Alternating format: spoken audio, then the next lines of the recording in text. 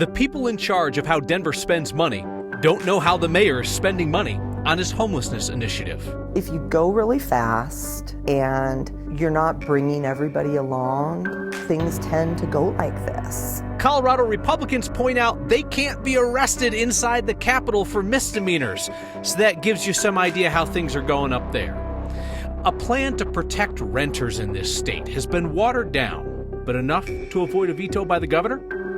And he's been all over the world chasing the high that comes with seeing a total eclipse. So he'll leave home in Colorado for a taste of the experience that, well, we'll let him explain on Next.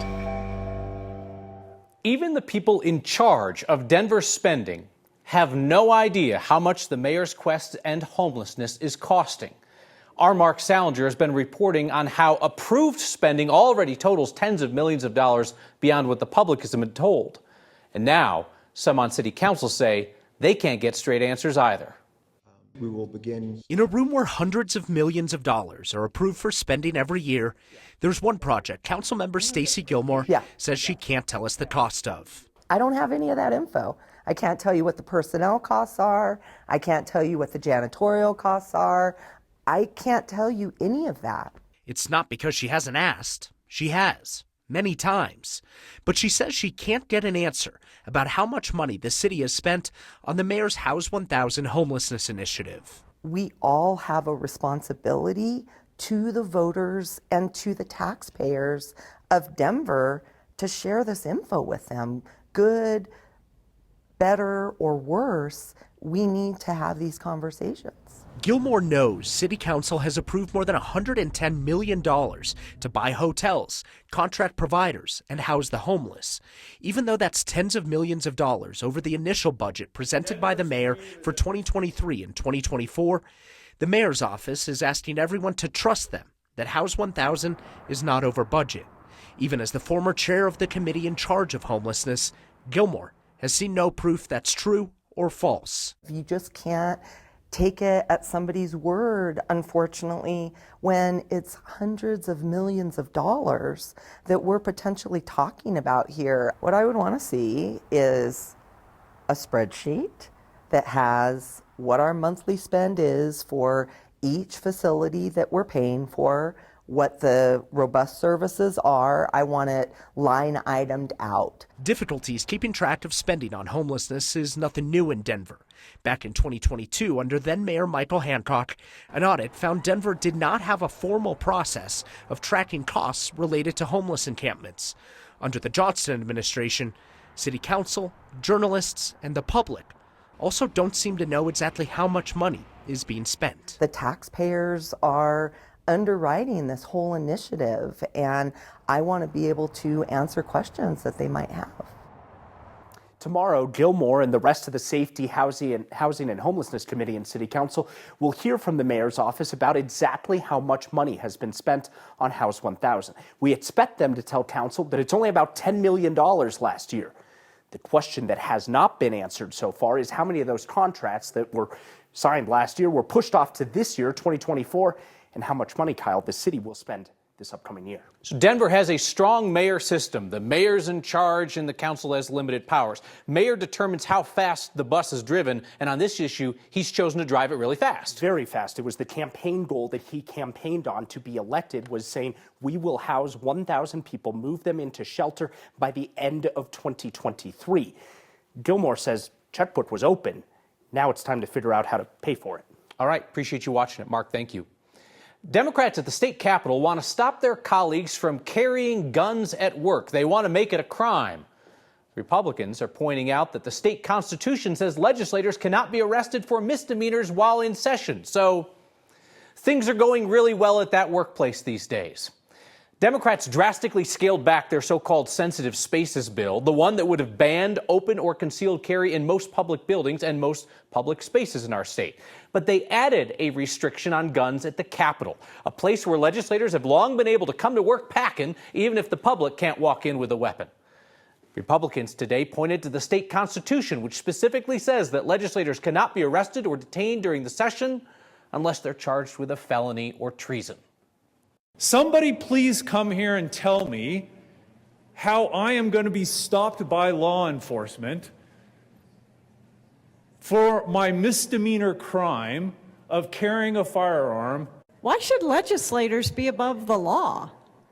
This is not something that we should be able to be different than any other individual. We know that legislators carry weapons at the Capitol. We've reported on a number of instances where Republican legislators have either left their guns lying around the building or in their vehicles, or then the one instance where the guy tripped and his gun flew out of his pants. Democrats rejected the Republican attempt to preserve their gun rights at the Capitol in a preliminary floor vote today. New protections for renters in Colorado are getting farther at the Capitol than they did last year, though the governor's been clear on this. He believes that making life harder for landlords will lead to fewer rental units on the market. Our Angeline McCall looks at this year's attempt to find a compromise. While this year's eviction filings are on track to be the most on record yet, an eviction bill advocates hope will bring those numbers down. It is incredibly important that we do everything that we can to make sure that people are allowed to stay in their homes. Melissa Mejia works with the Community Economic Defense Project that worked to get House Bill 1098 passed last week. It requires a cause for eviction. Really, for us, this is super important to make sure that we are not displacing people and displacing families if there's not really a good reason to do so. As it stands today, a landlord can kick a tenant out simply if the lease ends. Now they will have to offer a reasonable renewal unless they have a reason, like large renovations, selling, or moving back in. A lot of the retaliation, discrimination that you're not allowed to do when deciding to lease to someone is currently allowable under law at the point of non-renewal because there are no standards whatsoever. Critics say discrimination is already covered in the Fair Housing Act and believe this bill infringes on landlord rights to end a contract. The Apartment Association was initially opposed to the bill and later went neutral with amendments, but still have concerns.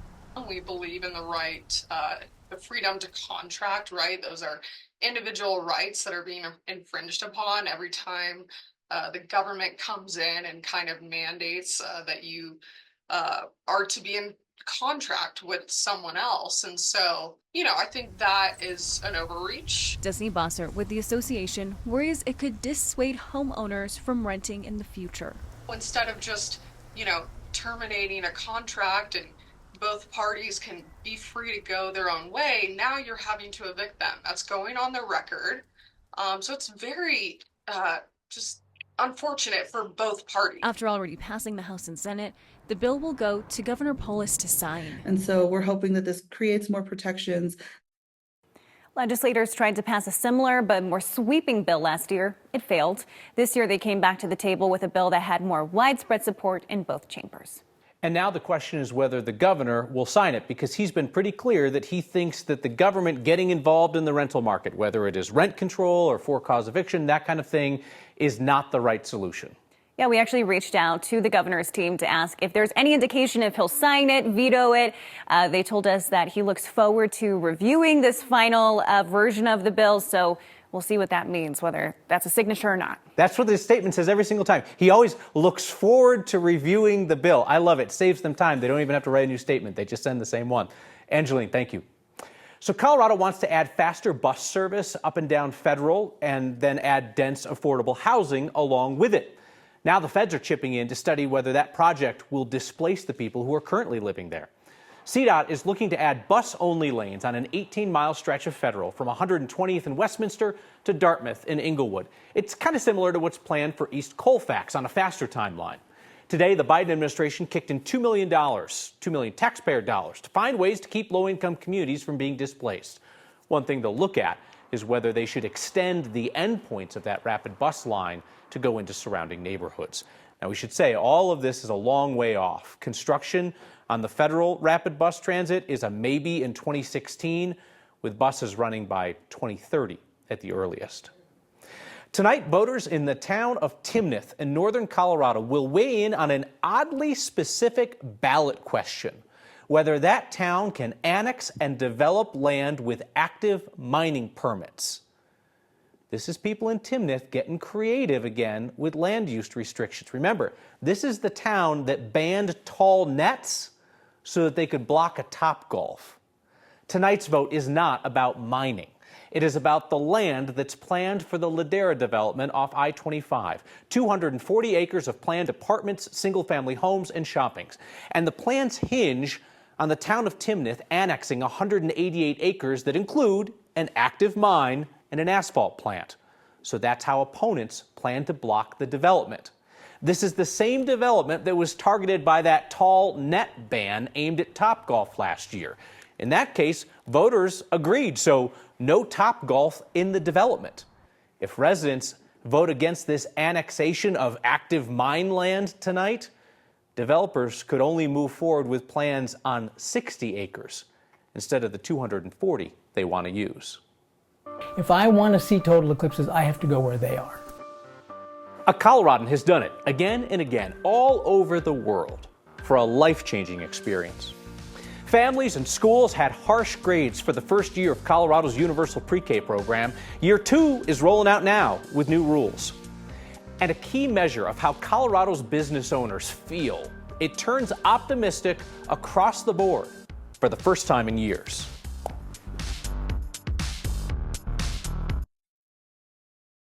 After a bumpy first year, Colorado's universal pre-K program is trying to work out the kinks. State education leaders are capping class sizes and regulating what's being taught, but those changes are still at least a year away.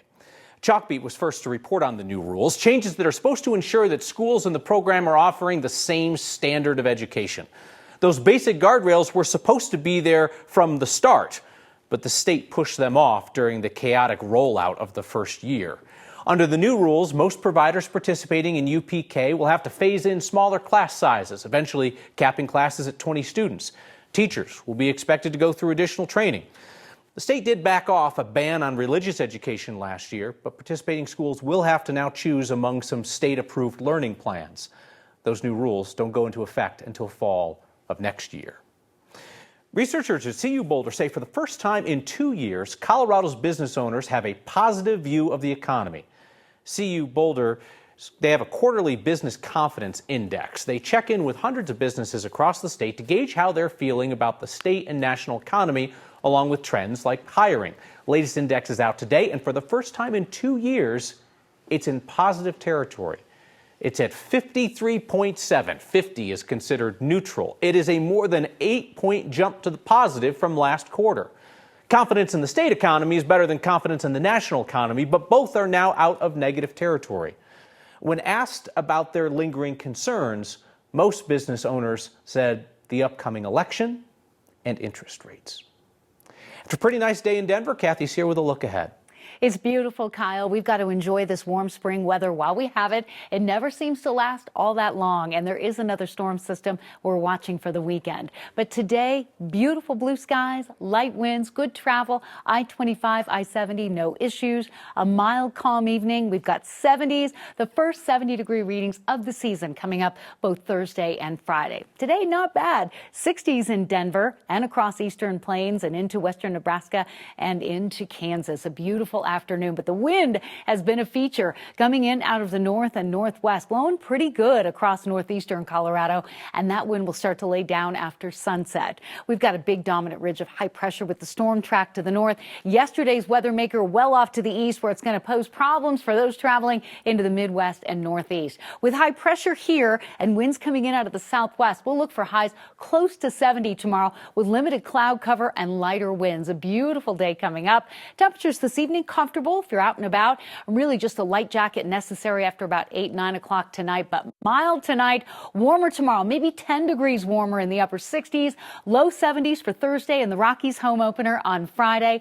We do have a storm system coming in Friday night. Saturday will be windy and cooler with a chance for a few rain showers late in the day. Sunday looks windy with limited moisture, and then another system we're tracking will arrive Tuesday into Wednesday of next week. That one could be a little stronger and a little bit colder, and that rain could mix with snow, but that's storm system number 2. Right now we're tracking the system coming in for the upcoming weekend, and right now beautiful weather for the Rockies home opener on Friday. That as interesting as a partial eclipse is, it's nothing compared with the true awe-inspiring beauty of a total solar eclipse. Meet a man In search of totality, which means he will be nowhere around here next Monday. The travel journal of an eclipse hunter. Next.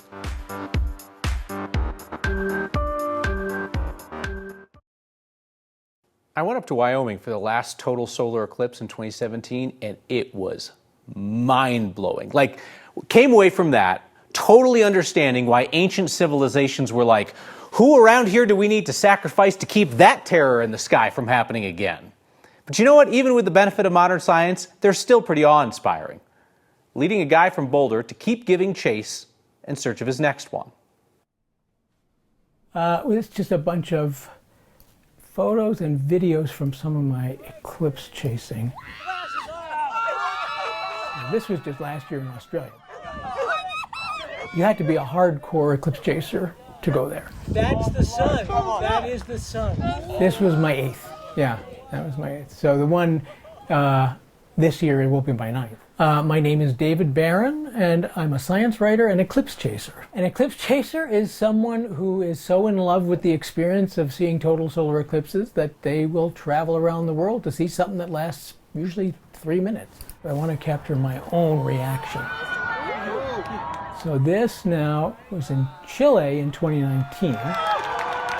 It's such a precious and brief experience. I don't want to waste any time trying to take pictures of the eclipse itself. So that was August 21st, 2017. I mean, a total eclipse connects people. Yeah, it gives me chills. I mean, it's like I leave my normal everyday existence and I'm suddenly transported someplace else. It's just all about appreciating being alive. It's just meeting new people and seeing new places and experiencing something so rare and so brief.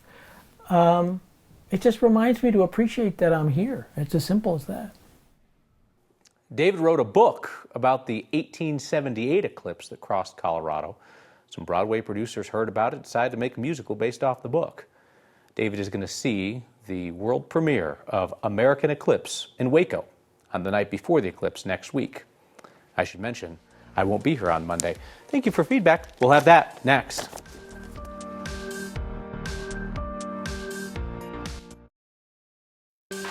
It's the return of everybody's favorite baby mama drama as the nest turns. Finally, we have some good news for Colorado's unluckiest bird couple. The Stanley Lake Eagles have an eaglet in the nest at long last. So here's what you missed on last season of the show. A female eagle attacked the nest in Westminster in 2020, chased off the original mama eagle, then shacked up with her new man in their love nest.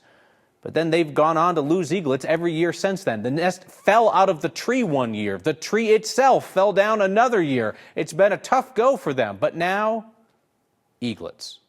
Eaglets have arrived.